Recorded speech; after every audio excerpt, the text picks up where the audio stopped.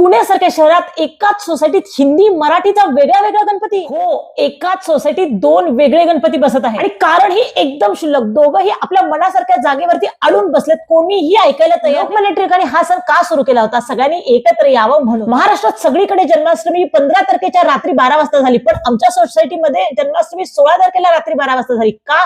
कारण की मथुरामध्ये रात्री 16 वाजता होणार होती म्हणून. सध्या तुम्ही आहात कुठे? महाराष्ट्रातला.